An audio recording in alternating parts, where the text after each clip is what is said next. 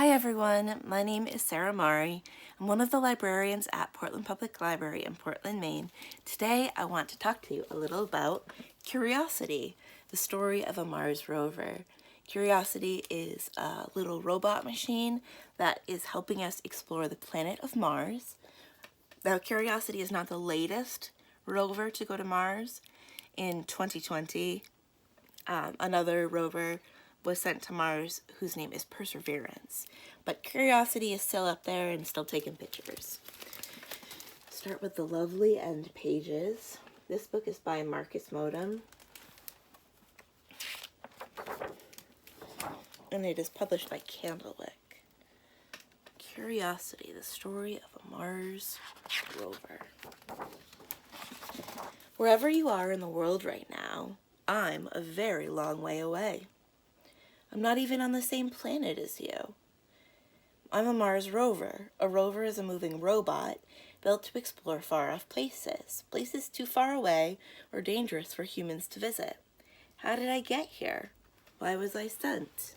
This is my story.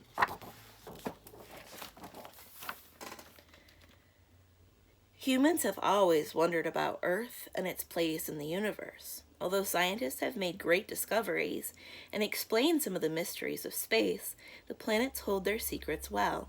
Many questions remain unanswered. Of these, one question intrigues humans above all others. Is there anyone else out there? Scientists decided that the best place to look for other life was on one of our closest neighboring planets, Mars, the red planet. In addition to being one of our two closest neighbors, Mars is the planet in our solar system that's most similar to Earth. Scientists think in the past Mars may have had an environment similar to the ones on Earth today. Mars is covered in red dust now, but there's evidence that millions of years ago, the planet may have had lakes, flowing rivers, and even great oceans. So why does this matter? Because on Earth, water is a necessity for life. However, there is one problem. The trip to Mars in a spacecraft can be over 350 million miles long. That's 350 million miles, or 560 million kilometers, a distance much, much further than any human has ever traveled in space. Even with our modern technology, we don't have a practical way to get humans to Mars. The journey would take at least 6 months, or to get them back from Mars. Humans have been able to explore closer to home.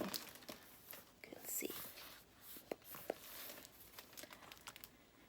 On July 20th, 1969, Apollo 11 landed on the moon. Astronaut Neil Armstrong took one famous step and became the first person to set foot there. For the next few hours, he and Buzz Aldrin walked on its surface. People could look up at the moon and know that someone might be looking back at them. Mars is about 200 times further from the Earth than the moon, a journey that is currently very difficult for humans to undertake. The red planet is also an inhospitable environment. But what if it were possible to send an explorer who didn't need food, water, or oxygen? That is where I come in.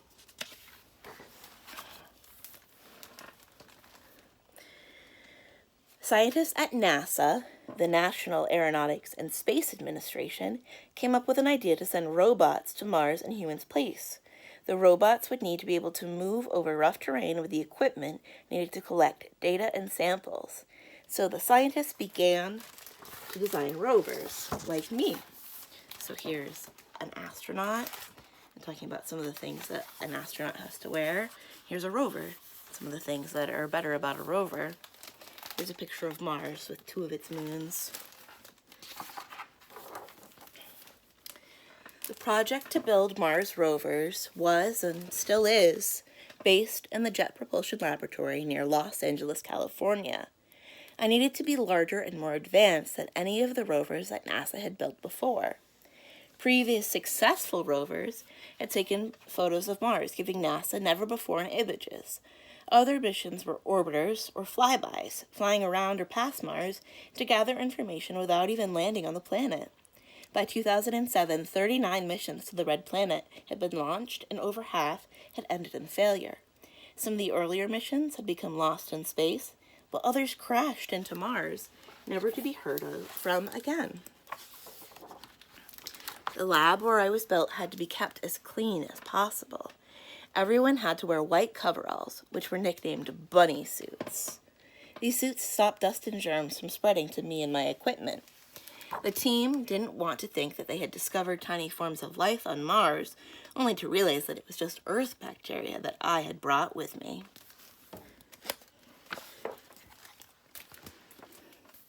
Entirely new technologies had to be invented for my mission. I needed to be able to carry a lot of equipment to test what I found on Mars, my own portable laboratory. To give the mission the best chance of being successful, years of testing were needed to make sure that everything would work correctly the first time. After all, if something were to go wrong on Mars, nobody could come and fix me. NASA had a competition for members of the public to choose a name for me. Some of the names considered were Adventure, Journey, Pursuit, Vision, Wonder.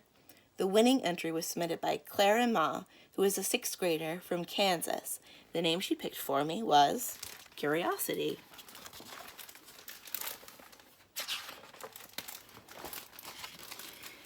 Then, I was ready to fly to Mars.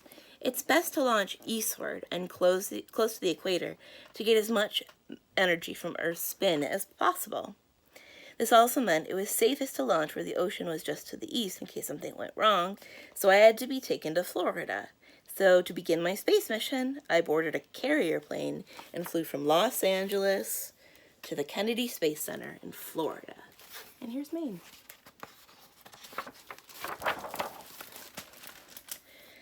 The rocket that would take me into space was waiting for me in Florida. The Atlas V rocket is around 200 feet or 61 meters tall, the height of a 19-story building, and it's almost all rocket fuel. This is because it needs to be powerful enough to launch whatever it is carrying, known as its payload, into space. The Atlas V is known as an expendable launch vehicle, which means its parts can be used only once. I was placed inside the nose cone at the very top. The cone is like a shield that protects the rest of the rocket as it breaks through Earth's atmosphere. My launch date was chosen carefully so that I had the best chance of a successful launch and the shortest trip possible.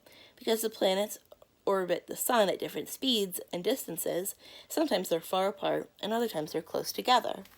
Every few years, Earth and Mars are lined up so they're relatively close, allowing missions to reach Mars more quickly and using less fuel. If we missed this opportunity, the mission would have been delayed for years. Launch day, November 26, 2011, arrived. I was ready to fly to Mars. In the control room, the team ran through the final checks. At last, the rocket was ready for the final countdown. 5, 4, 3, 2, 1, liftoff!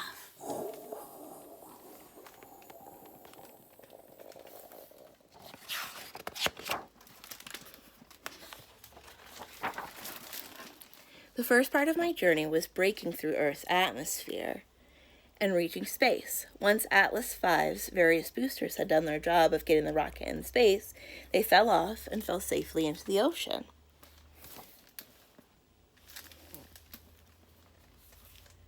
This is the Common Core booster, and its engine is about 107 feet or 33 meters long. Its fuel tanks were filled with kerosene and liquid oxygen. Once the rocket had carried me safely into space, the nose cone protecting me broke off and fell back towards Earth. Then the Common Core boosters detached, and next a second smaller engine burned its fuel to launch me out of Earth's orbit, made the rest of the journey in the protective shell called the module. The module used its star scanner and sun sensor to guide itself. Thrusters on the outside of the module could change its direction when necessary. They were the only part of the rocket that made the long journey to Mars with me. After 253 days, Hurtling through space, I finally arrived near Mars, traveling 13,000 miles or 21,000 kilometers per hour. It's very, very fast. Next would be the trickiest part of my entire journey, landing safely. No rover or space mission had ever tried the type of landing I was programmed for. It would take 7 minutes from the time that I penetrated the atmosphere around Mars till I landed on the surface. The team at NASA called it the 7 minutes of terror. If I'd been landing on Earth, the atmosphere would have slowed down my entry. But Mars has much less atmosphere than our home planet, so as soon as I entered the atmosphere, a huge parachute opened, slowing me to about 200 miles per hour, or 320 kilometers. I was still moving too fast. So I dropped out of the back shell, and for a few seconds, I was free falling to the ground. Suddenly, a powered descent vehicle, which was holding me, fired 8 rockets, slowing me down almost completely. Then I was ready to be lowered to the surface on cables known as the sky crane maneuver. Once the descent vehicle detected slack in the cables, it knew I must be on the surface of Mars and released the cable. It was successful. I had made it. As soon as I was safely on the surface, I sent a message to my NASA team letting them know that I had landed. Because of the huge distance between Mars and Earth, the message took 15 minutes to get back to Earth. It was a tense time in the control room as everyone made it. Then the words everyone wanted to hear were read out. Touchdown confirmed. We're safe on Mars. It wasn't just the NASA team that was watching. All around the world, people tuned in to see if I had arrived safely on my long journey. Crowds gathered in New York's Times Square to watch it on a giant screen. It was exciting but scary. After all, if just one thing had gone wrong, all contact between me and the team back on Earth would have been lost. When they heard I'd landed, some people cheered, others breathed huge sighs of relief. The next thing that I did on Mars was send images of myself back to NASA to make sure I hadn't been damaged during the journey. My landing had been perfect, if a little dusty. The site had been carefully selected by scientists as a place that was likely to have evidence of water. Now it was time to start looking. Since 2012, I've been exploring Mars. The NASA team looks through my 17 cameras and chooses potential spots on the surface that might have evidence of life. Once something is identified, I move towards it. I can move more than 600 feet or 200 meters per day. NASA also wants to understand how Mars was formed and how it's changed over time. The deeper I dig, the more information I can gather. I drill into rocks and scoop up materials. I then test them in my onboard laboratory. Gradually, by piecing together information from different locations, NASA hopes to build a picture of the planet's past and perhaps discover why Mars changed from being a warm planet with water to a cold, dry planet that it is today.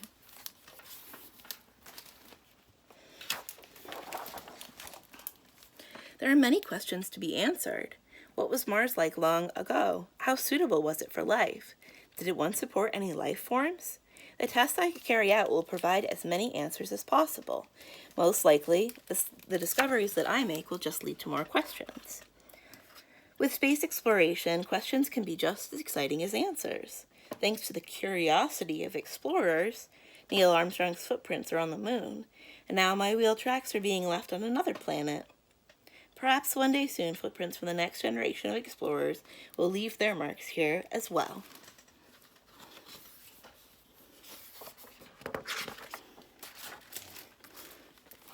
You can see a little curiosity right there. Curiosity is the passion that drives us. Through our everyday lives, we have become explorers and scientists with our need to ask questions and to wonder. We will never know everything there is to know, but with our burning curiosity, we have learned so much. And that was said by Clara Ma, the girl who named Curiosity. And in the back, there's some more information about some different Mars rovers and the timeline of them. If you want to learn more about some of the different Mars rovers like Curiosity, Opportunity, Perseverance, we've got lots of books at the library where you can check them out. Thanks for listening, and I hope to see you again soon. My name is Sarah Murray. I'm one of the librarians at Portland Public Library in Portland, Maine. Bye.